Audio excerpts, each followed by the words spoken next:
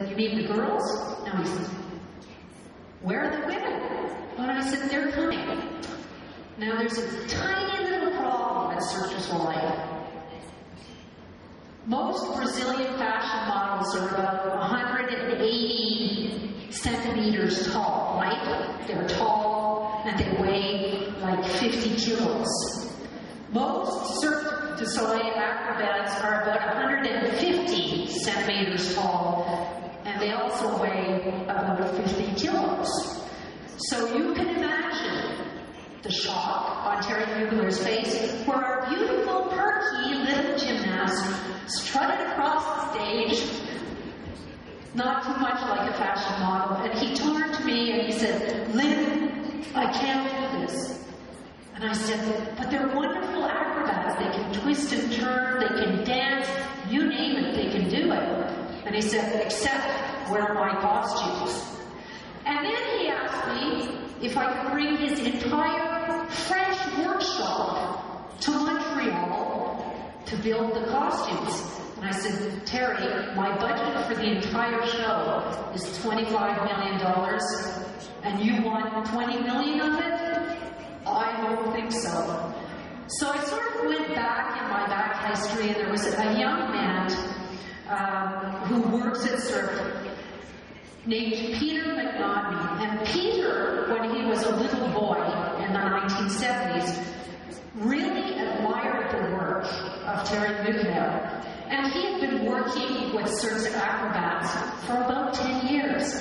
And I said, I wonder what would happen if I took Peter, who was able to cut the costumes and bring them down to our miniature acrobat size, if I put him to work with Terry Mugler. And it was like a magic elixir. Why? Because Terry gave me two-dimensional and Peter gave me three-dimensional costumes in which the girls could twist and turn and leap and fly to the highest heights and still move. Because Terry Mugler had wanted to put them in corsets. Very difficult to work. So this notion of collective creativity and different people bringing their strengths to a project is really important at Cirque. We also have to understand how employees have to be made to feel responsible for the success or failure of a project.